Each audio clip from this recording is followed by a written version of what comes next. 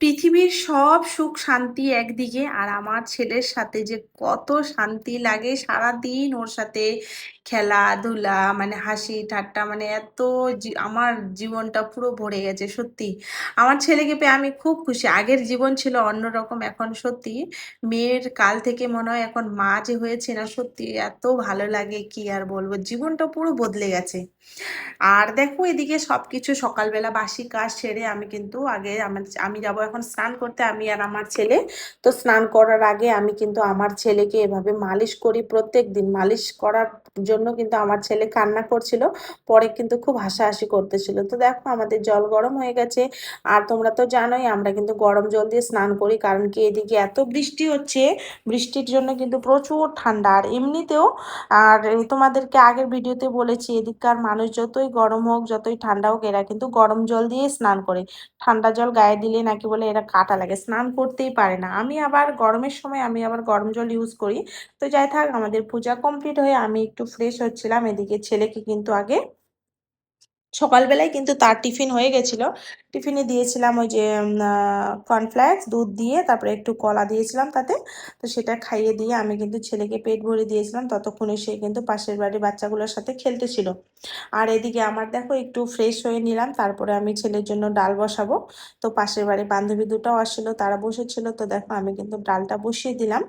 ডাল বসিয়ে দিলে আমার কিন্তু এদিকে ছিল কয়েকটা কাপড়, সেই কাপড়গুলো ধুয়ে নিলাম। তোমরা তো জানোই কন্টিনিউ আমাদের এখানে বৃষ্টি হচ্ছে, বৃষ্টির জন্য কিন্তু এখানে কাপড় শুকাতে চায় না, তাই আগে আমি স্নানটা সেরে আগে কিন্তু কাপড়গুলো শুকাতে দিলাম, এদিকে ডালটা বসিয়ে দিই।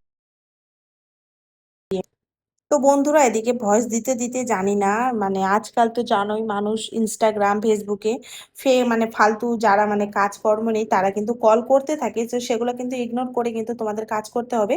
তো আমারও কিন্তু কল আসতেছিল, তো আমি পুরো মানে ইরিটেড হয়ে যাই, তারপরে আমি কিন্তু রেস্ট্রিকেট করে দিই, আমার কিছু করার নেই, আমার কিন্তু ভাল লাগে না। তো দেখো ডালটা আমার জল শুকিয়ে গেছে, তো একটু গরম জল করলাম, গরম জল করে তাতে কিন্তু আমি জল এড করলাম ডালটাতে, গরম জল। তো আমার দেখো ডালটা বসিয়ে দিলাম।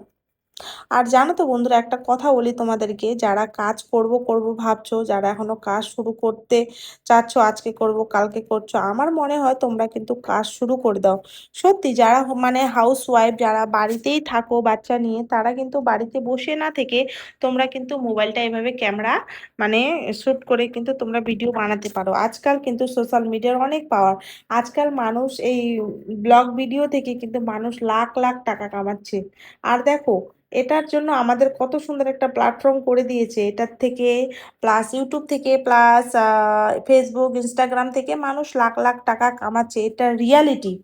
তো ওটাই বলছি, যারা মানে মানে এর কথা ওর কানে ওর কথা এগুলো না করে, আমার মনে হয় বাড়ির এই যে বাড়ির কাজ দেখে যারা টাকা ইনকাম করছে তাদের ভিডিওগুলো দেখে একটু ইন্সপায়ার হো, তাদেরকে দেখে তোমরাও একটু এভাবে কাজ করো।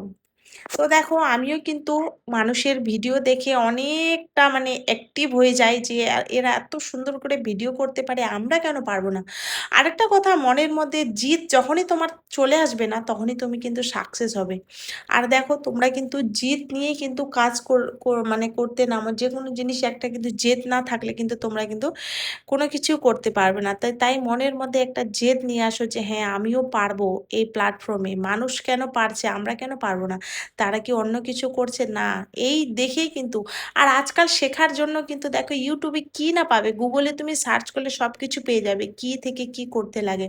তো ওটাই বলছি বন্ধুরা, তোমরা কিন্তু দেরি না করে এভাবে বসে না থেকে বাড়ির কাজ দেখিয়ে মানুষ কিন্তু লাখ লাখ টাকা কামাচ্ছে, প্লাস এখান থেকে প্ল্যাটফর্ম থেকে কিন্তু মানুষ জমি গাড়ি বাড়ি সব কিছু করছে, এভরিথিং।